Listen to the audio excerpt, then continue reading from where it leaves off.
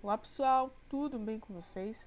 Quem está falando é Mirelle Ribeiro e hoje nós vamos falar sobre orçamento público, falando um pouco sobre os conceitos iniciais do orçamento público na parte 1. Porém, antes mesmo de adentrarmos no orçamento público propriamente dito, é interessante fazer um paralelo deste com o orçamento familiar ou orçamento de particulares, justamente para ter um melhor entendimento futuramente.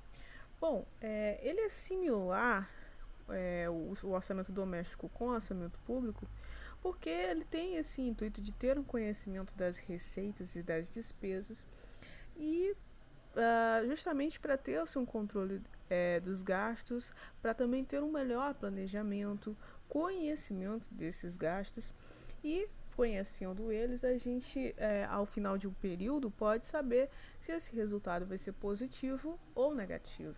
Sabendo disso, a gente pode se preparar para quais seriam as ações que serão tomadas caso o resultado fosse positivo, se a gente iria investir esses recursos, ou se ele fosse negativo. A gente teria que fazer um empréstimo para arcar com as dívidas, uma negociação, uma nova fonte de renda. Bom, enfim, de forma simplificada, o orçamento público com o orçamento familiar, o orçamento privado em geral, seria semelhante a priori nesses aspectos. Bom, entrando um pouco mais e de acordo com o portal da transparência, uma conceituação simplificada já na parte de orçamento público seria que ele é um instrumento utilizado pelo governo federal para planejar a utilização do dinheiro arrecadado com os tributos. Bom, planejar a utilização do dinheiro arrecadado. Essa aí seria uma primeira dica, o primeiro bizu aí para se lembrar de qual seria uma das finalidades do orçamento público.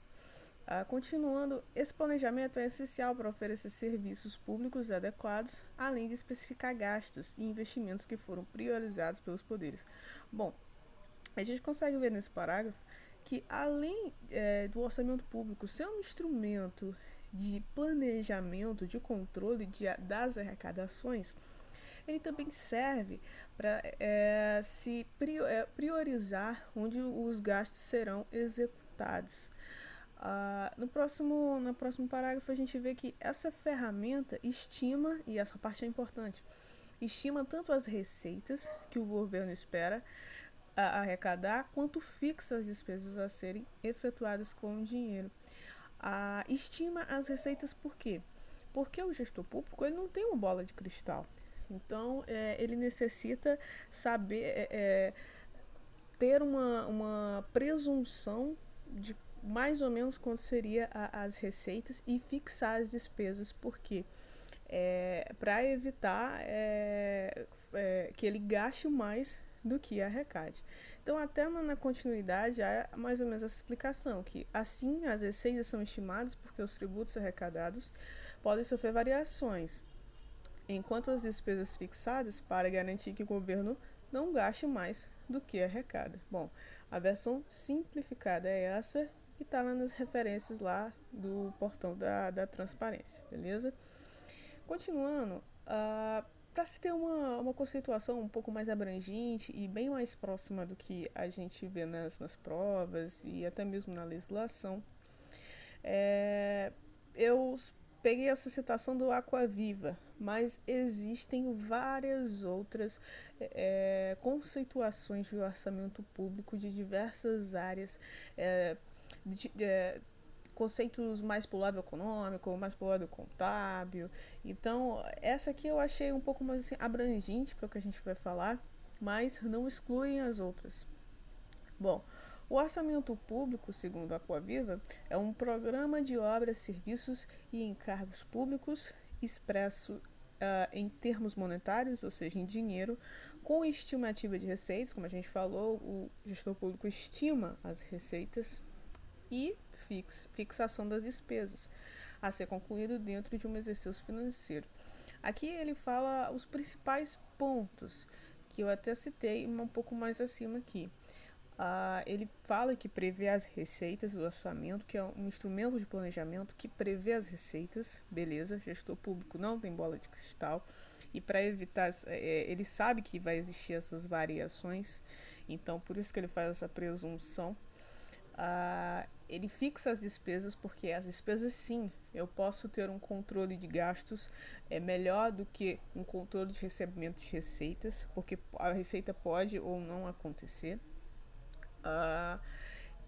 Outra coisa que ele não fala, mas que é um adendo, é uma a mais, é que o orçamento público é um ato administrativo, também é uma lei ordinária. Ordinária por quê? Porque ocorre anualmente. Beleza? Então, sabendo desses tópicos aqui, lei ordinária, ela é anual, todo ano tem uma nova lei ordinária de orçamento público. É um ato administrativo que prevê as receitas e fixa as despesas. Sabendo desses detalhes aqui, já dá para fazer algumas questões em prova, beleza? Bom, o próximo tópico seria sobre os tipos de orçamento, porque ocorre que com o contexto que a gente vive economicamente, na parte de gestão mesmo do governo, há uma necessidade de um menor conhecimento dos gastos, dos recursos e, posteriormente, quando a gente vai avançando, principalmente nesse contexto tecnológico, a gente necessita saber um pouco mais da informação. E num contexto em que o gestor público atende à necessidade da coletividade, aí que ele precisa mais ter um controle dos gastos e dos recursos que são arrecadados. Então, vai se tendo uma evolução. E ela começa com o tipo orçamentário tradicional ou clássico, que ele é um tipo de orçamento que não tem integração com o que é orçado e o que é executado, porque o foco vai ser somente no objeto do gasto. Ele é elaborado tomando por base o nível de atividade do exercício anterior. E esse custo, o custo que é encontrado a priori, ele é acrescentado a um novo custo para ser incrementado e compensar uma possível inflação ou carga de trabalho para um ano seguinte. Nesse processo, ele aqui não seria realizado uma revisão detalhada das operações que estão em andamento e dos níveis de gastos, porque, como eu falei, ele tem o foco somente no objeto do gasto, ele não detalha as despesas, as receitas. A vantagem desse tipo de orçamento é que ele é mais rápido de ser elaborado e tem um baixo custo. E a desvantagem é que ele não vai questionar a validade desses gastos, não compara os gastos com as quantidades físicas das necessidades atendidas, no caso da coletividade aqui, né? Não apresenta uma prioridade nas solicitações de recursos, beleza? Bom, outro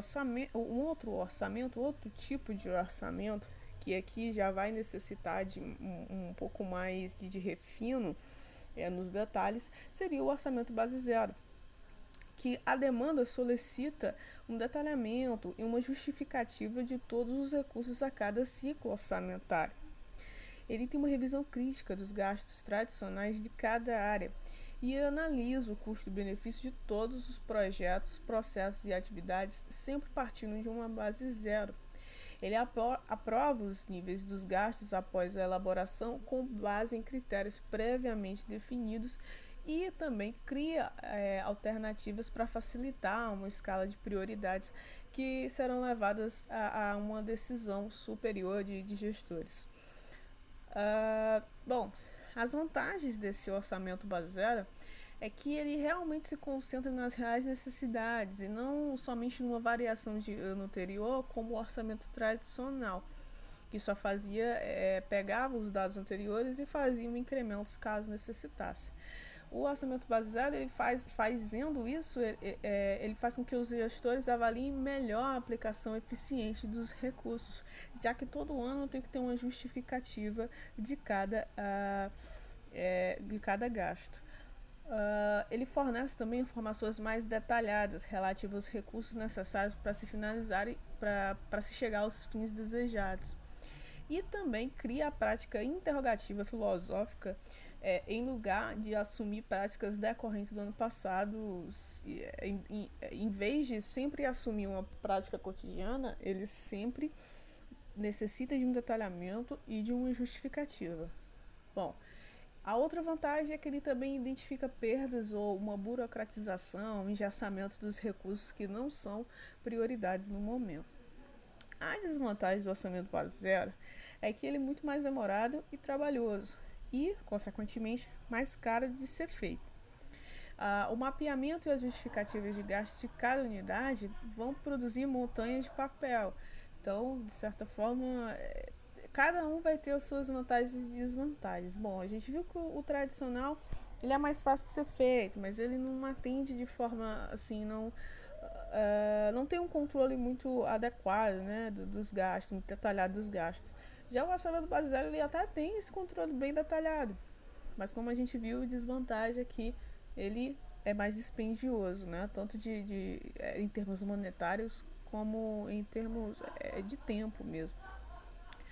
Bom, outro tipo de orçamento que é interessante ter conhecimento seria o orçamento moderno, que tem um foco na solução de problemas, contém programas, objetivos, metas, indicadores e a integração entre o planejado e o executado.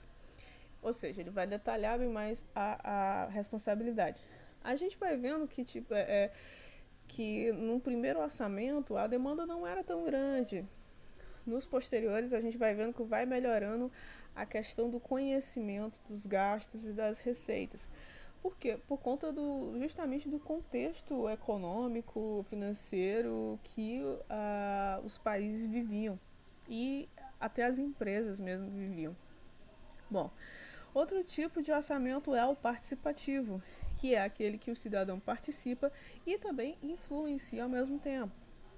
O último que seria interessante também compreender seria o orçamento focado nos resultados, que ele planeja e se propõe a alcançar o que foi planejado. Bom, agora é interessante a gente, antes de passar para o próximo slide, entender esse, esse slide, porque não só para compreender o slide posterior e o assunto que vem nele, mas é interessante o entendimento desse agora das competências, né, dos tipos de competência, que já caiu em prova e foi crucial para ter um melhor entendimento da questão. Bom, a gente começa falando que existem vários tipos de competências, né, dos entes federados. E isso a gente consegue ver na Constituição Federal, lá no capítulo 2 do artigo 21 até o artigo 24. A gente vê lá que a competência ela pode ser exclusiva, que são aquelas atribuições de um ente específico. É exclusivo apenas a um ente federado, né, em outras palavras. Além disso, é indelegável. Não se pode, por delegação, atribuir a competência a outro. Por exemplo, a União ela tem uma responsabilidade de exclusividade em emitir moeda, né? Então, ela não pode repassar, de acordo com essa competência, ela tem a competência exclusiva de emitir moeda. Ela não pode repassar para um outro ente, entendeu? Não pode ser delegado, é exclusiva da União. E tem vários outros exemplos lá no artigo 21 da CF. Outro tipo de competência é a competência privativa, que ela ocorre quando um ente tem a competência privativa e por conta dessa competência privativa pode haver uma delegação, ou seja, o ente ele pode permitir por meio da lei complementar que um outro ente legisle sobre matérias de competência privativa do primeiro ente que seria o detentor daquela competência. Por exemplo, a União ela pode delegar uma competência falando sobre trânsito e também sobre transporte.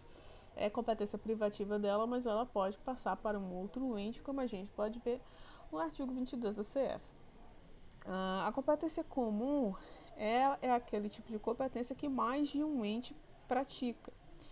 Agora, as que realmente seriam interessantes, e as outras foram bônus, né? Mas as que realmente seriam interessantes de se saber, assim, não que as outras não necessitem, seria a competência concorrente e a suplementar.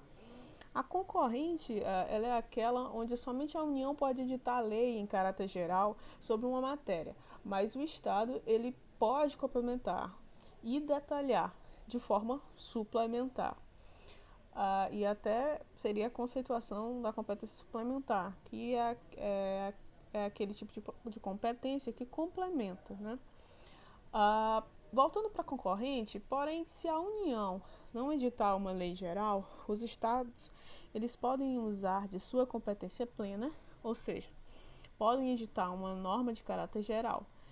Se depois disso vier uma lei de caráter geral publicada pela União, as leis estaduais em dispositivos que forem contrários à norma geral da União terão sua eficácia suspensa. Bom, ocorre que assim, a competência concorrente, nesse caso, a União tem essa competência concorrente e os estados podem legislar de forma suplementar. Beleza. Só que ocorre que a União tem, digamos, a supremacia, né, por conta da sua competência concorrente. Mas se caso a União não legisle sobre uma determinada matéria, os estados, com a sua competência plena, eles podem legislar, né, no seu âmbito sem nenhum problema. No entanto, caso a União venha falar sobre a mesma matéria posteriormente, os dispositivos que estão contrários, né, aos dispositivos da União naquela lei estadual, eles deverão ser suspensos. Não que eles estariam extintos, mas a suspensão é o que se dá, porque caso a União posteriormente venha, sei lá, excluir essa legislação, essa lei que tinha esses tópicos que tinham ficado suspensos da legislação estadual, eles voltam a vigorar. Por isso que ele não está excluído, ele está somente suspenso. A suplementar a gente já falou que é aquela que complementa, né? Bom, daí porque que foi interessante a gente ver aquele slide anterior. Porque agora a gente vai falar de embasamento legal do orçamento público. E ele começa com a Constituição Federal, que diz que a União, o Estado e o DF legislam concorrentemente, e daí a importância do slide anterior, e os municípios de forma suplementar, falando sobre direito financeiro, tributário e o que nos interessa, orçamento público. Então, daí seria o primeiro embasamento legal do orçamento público, que está na CF, porque a União, os Estados e o DF legislam concorrentemente e ou os municípios de forma suplementar sobre o orçamento e o direito financeiro e tributário, que não é o caso aqui para a gente. Outro embasamento do orçamento público, e esse é obrigatório saber, é a 4.320/64, que apesar de ser uma lei idosa, ela fala sobre as normas gerais do direito financeiro para a elaboração e controle do orçamento. Interessante que ela acabou se tornando, a 4.320, uma lei híbrida, porque quando a Constituição Federal foi feita, ela já existia, obviamente, e era uma lei ordinária, só que a Constituição Federal, no seu escopo, veio falando que uma lei complementar viria falando sobre normas gerais do direito financeiro para a elaboração e controle do orçamento. Só que a 4.320 já existia desde 64, já era uma lei ordinária. Então, por conta da Constituição Federal ter falado que seria uma lei complementar, a 4.320 acabou se tornando híbrida. Ela tanto é uma lei complementar como é também uma lei ordinária. O outro embasamento para o orçamento público é a LRF, a Lei de Responsabilidade Fiscal, ou também pode ser chamada de Lei Complementar 101 de 2000, que fala sobre as normas de finanças para a responsabilização na gestão fiscal. A priori parece que não tem nada a ver com orçamento público, mas ela é muito importante para monitorar, para dar o norte do que fazer com o orçamento público para o gestor público. A gente vai ver em outras aulas que a gente vai falar só de LRF e vai ver que ela é muito importante também para as diretrizes, né, do orçamento. principalmente tanto na parte, ele pega desde o começo até a parte de controle, a posteriori, depois do orçamento aprovado. Bom, agora é interessante também a gente entender que existem tipos de criação, né, do orçamento público, a forma que ele é feito, por onde é que passa, quais os poderes que ele passa. Em diversos países é uma forma diferente, nem todos é feito da mesma maneira. Então, existe o tipo de processo orçamentário de forma legislativa ou parlamentarista. No caso, países que têm esse tipo de processo orçamentário, o orçamento ele é elaborado, começa, né, ele nasce no Poder Legislativo, é elaborado pelo Poder Legislativo, é votado no Poder Legislativo e também aprovado por eles. E o Poder Executivo, ele faz com que o orçamento seja executado. Esse é um tipo de processo orçamentário, né? Um tipo de criação, como é que o orçamento nasce e desenvolve até a sua aprovação. Outro tipo seria o executivo ou ditatorial, que é aquele onde somente o executivo elabora, aprova e faz com que o orçamento seja aprovado. Ele não é votado porque ele é considerado ditatorial, então não haveria por que o executivo votar algo que ele mesmo fez. Bom, o outro tipo, e é o que o Brasil utiliza, é o misto, tipo de processo orçamentário misto, que é aquele onde tem um trabalho conjunto entre executivo e poder legislativo. O orçamento ele vai nascer no poder executivo e vai ser enviado ao legislativo. O legislativo ele pode fazer alterações do projeto tanto antes da votação como na própria votação. Ele vai votar esse projeto também, o poder legislativo, e depois de votado, tudo acertado, é enviado para o executivo, que aprova, sanciona e posteriormente faz com que o orçamento seja executado. Só que não acaba por aí, porque o poder legislativo ele tem um controle do orçamento que está em execução, ou seja, ele faz o controle a posteriori com o orçamento andando no ano mesmo. Bom, agora em paralelo a isso, ocorre que existe um processo de decisão, aquele foi o processo de criação do orçamento. Mas também dentro desse processo de criação existe o processo decisório, né? De onde as decisões vão vir dos planos de trabalho. E existe o descendente, que pode também ser chamado de top-down ou de cima para baixo. Bom, acontece que nesse tipo de decisão, o topo ele planeja de acordo com as necessidades, sem levar em consideração o meio, e ele é mais finalístico. É interessante também ressaltar que ele também pode ser chamado de um processo decisório ditatorial, porque ele vem de cima para baixo. Aos níveis mais baixos da hierarquia, cabem apenas elaborar os planos de trabalho de acordo com os objetivos fixados pela cúpula da organização, no caso do governo. As vantagens desse tipo de processo decisório é que os gestores que irão tomar as decisões no topo, eles têm maior conhecimento das necessidades gerais com uma visão mais estratégica.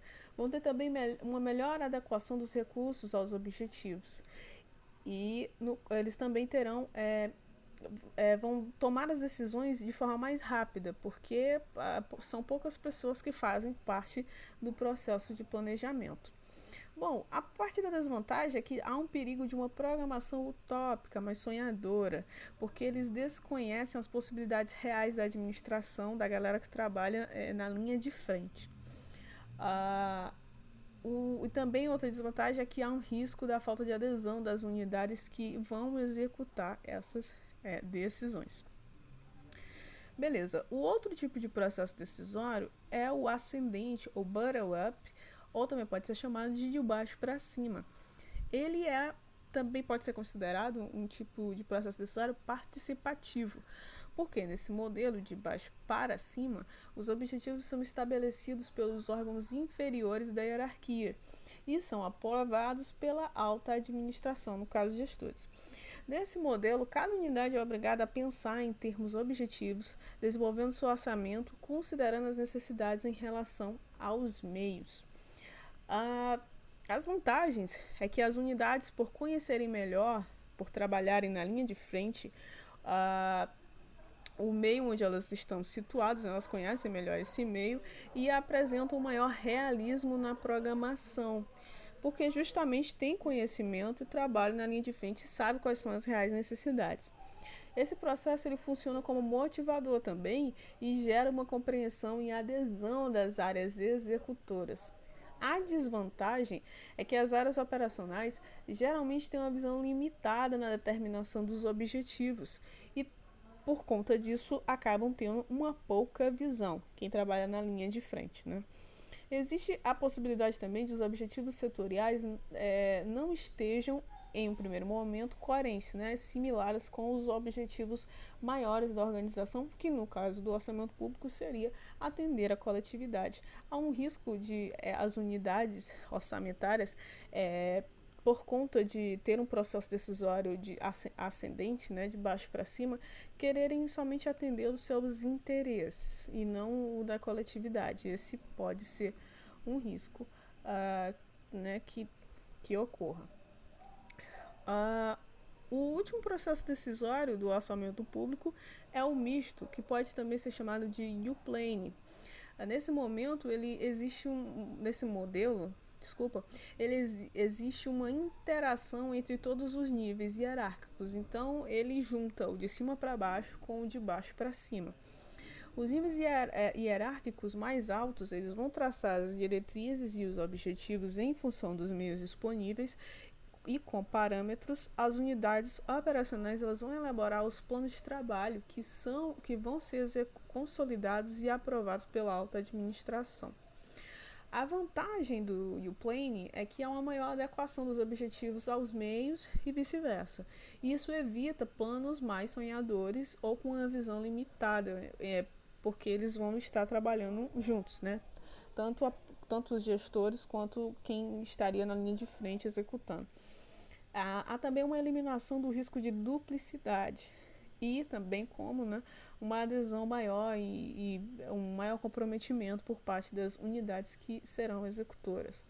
As desvantagens é que por conta disso, né, por conta desse vai e vem de cima para baixo e de baixo para cima, o processo ele se torna mais burocrático e demorado, bem como complexo, com um razoável número de idas e vindas, como eu já tinha falado. Bom, agora o interessante também é entender a finalidade desse orçamento público, que a gente até meio que já viu, que seria a de evidenciar as prioridades, bem como o que foi planejado e como será executado. Ou seja, a finalidade do orçamento é para se ter um controle, um planejamento melhor dos gastos e saber onde os recursos estão sendo alocados. Só que o orçamento ele também serve como base de controle para o TCU, para o Legislativo e também para os cidadãos. E isso gera uma melhor transparência. Bom, o último tópico que seria interessante a gente dar uma olhada sobre o orçamento público, conceitos iniciais, seria as funções do orçamento público. E aí a gente lembra do suquinho lá, o ADES. A, que seria de alocativa, a função alocativa, o D de distributiva e o ES de estabilizadora. Toda vez que você lembrar de ADES agora, você não vai mais lembrar de suquinho, você vai lembrar das funções do orçamento público.